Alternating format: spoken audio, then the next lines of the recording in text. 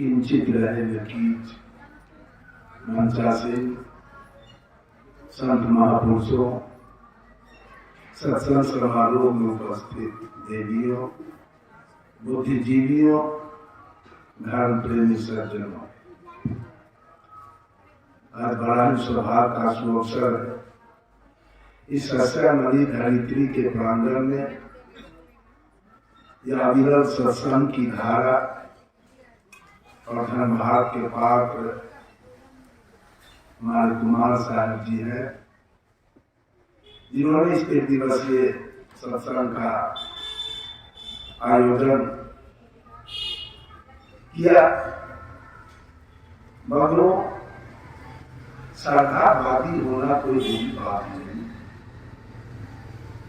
सभी लोग श्रद्धावादी बने और श्रद्धावादी बनने का मतलब है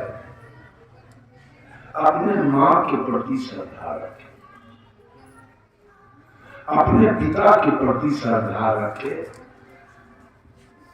और अपने सद्गुरु के प्रति श्रद्धा रखे। यह है श्रद्धा। इसलिए कि इन्हीं तीनों का देन मेरे जीवन में है और किसी का कुछ दिया हुआ मेरे जीवन में नहीं। मां ने बहुत कष्ट काटकर, बहुत दुख पीड़ा सहकर इस पवन को दिया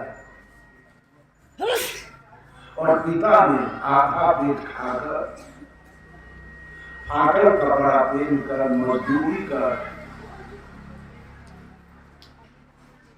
दुकानदारी कर, खेती कर,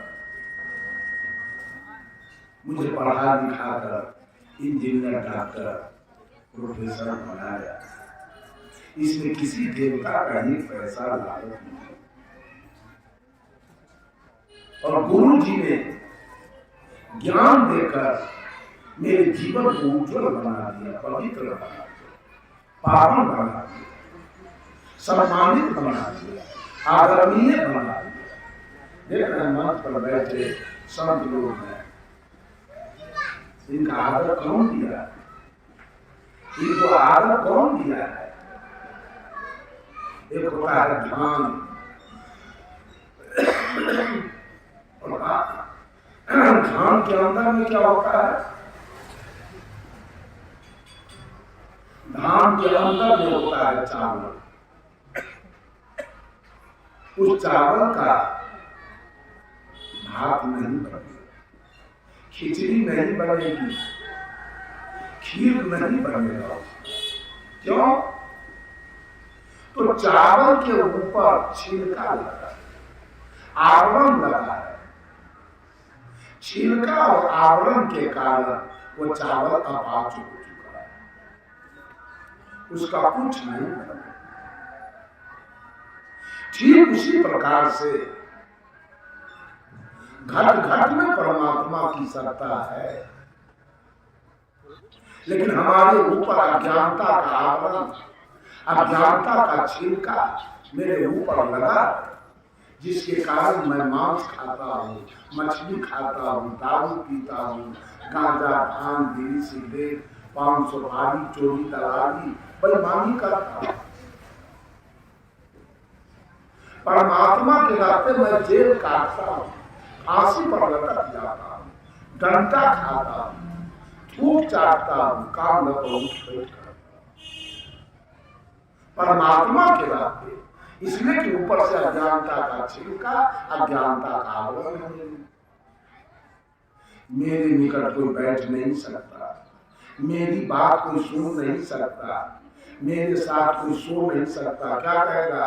ये गलत आदमी है, इसका संगति को मत करो। परमात्मा के रहते जैसे चावल के रहते छिलका के कारण वो चावल अपाच हो गया, वैसे परमात्मा के रहते आपका भी जीवन अपाच हो गया। वो चावल को ले जाइए नील में। पहले तो माँ बहने उखली मूसर से कूट देती थी। अब आप लोग क्या कूटे, चाहे हमारे बिहार में माँ बहने उखली मूसर लेकर और धान को कूट के छिलका उड़ाती थी और चावल को सुपात बनाती थी। छिलका अलग, चावल अलग। अब उसका सब कुछ बनेगा, खिचड़ी बनेगी, खीर बनेगा और भात भी बन जाएगा। अब चावल सुपात हो गया, छिलका उड़ गया, अलग हो गया। ठीक उसी प्रकार से सदगुरु अज्ञानी जीव को अपने सानिध्य में लेकर और ज्ञान रूपी ओखली और विवेक रूपी मूसर से कूट कर उसके अज्ञानता रूपी छिलका को उड़ा के और उसके जीवन को सुपात बना दे। ये गुरु की कृपा है। सुपात बनाते एक फायदा हुआ, आपका छिलका उड़ गया, आपका जीवन सुपात। अब आपकी बात सब सुने। प्रवचन का क्या अर्थ होता है? एकादश मैंने पूछा व्हाट इज प्रवचन, तो कहा पौर माने दूसरा और वचन माने बात। दूसरे की बात को पढ़ो नहीं, पौ में रो संयुक्त अक्षर लगा हुआ प्रवचन है। प्रवचन का अर्थ होता है परिष्कृत वचन, निर्णायक वचन, अनमोल वचन, पावन वचन, निर्मल वचन, पवित्र वचन, शुद्ध वचन, नापा हुआ वचन, तौला हुआ वचन। ऐसे हम लोग खेत में, खलिहान में, घर में, रोड पर या स्टेशन पर कुछ बोल लेते हैं, लेकिन मंच पर बोलने के लिए जरा होश संभाल के बोलना पड़ता है। इसलिए कि वीडियो तैयारी हो रहा है, पूरे भारत के लोग देखेंगे और ये हॉर्न के द्वारा, साउंड बॉक्स के द्वारा बहुत दूर के लोग सुनेंगे। इसलिए होश संभाल के, इसका अर्थ होता है प्रवचन का परिष्कृत वचन, तौला हुआ वचन, नापा हुआ वचन। बंधुओं, गुरु जी ने मेरे जीवन को सुपाठ बना दिया, अपाठ से सुपाठ बनाया। इतना लागत गुरु जी का मेरे जीवन में है। 7 दीप 9 खंड में गुरु से बड़ा कोई, गुरु से बड़ा कोई नहीं है। कर्ता करे जो कर न सके, गुरु करे से कोई। दूसरी घटना,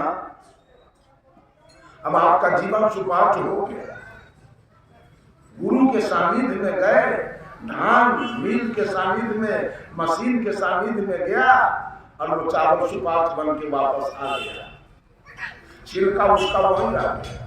ठीक उसी प्रकार से जब हम गुरु के सानिध्य में जाते हैं तो अज्ञानता हमारा वही रह जाता है। अब वहां से सुपाठ बन के हम चले जाते, सुयोग बन के हम चले जाते। एक फायदा। दूसरा फायदा, धान का रेट ज्यादा है कि चावल के? चावल के। देखिए चावल बने, रेट इनका गुरु जी ने बढ़ा दिया, आदत इनका बढ़ा दिया। जहां जाते हैं वहां लोग इनका चरण पखारते, इनको आसन पर बैठाते, आसन लगा के अगरबत्ती दिखा के इनको पंगत कराते हैं, इनको मंच पर बैठाते हैं, इनको प्रवचन के लिए इनके सामने माइक दिया जाता है। गुरु जी ने रेट कितना बढ़ा दिया।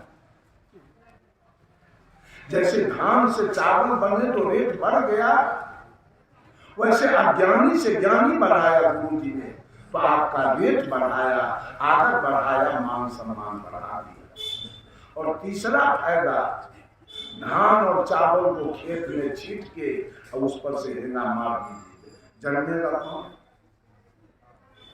धान जन्मेगा कि चावल? धान जन्मेगा। तो धान बन के आप जी रहे हैं तो जीवन आपका अपाच होगा, रेट आपका कम होगा, आदर सम्मान कम मिलेगा और आपको जन्मना और मरना पड़ेगा। ये गुरु जी ने मेरे जीवन को जन्मने मरने से भी बचाया, धान से चावल बनाया। ये गुरु की कृपा है। अगर आप अपने को हिंदू कहते हैं, हिंदू तो कोई है नहीं, कबीर के दृष्टि में हिंदू कोई नहीं। जब सदगुरु कबीर हिंदू को कुछ अपनी बात करने के लिए गए तो हिंदू ने कहा, गुरु जी आप हिंदू हैं?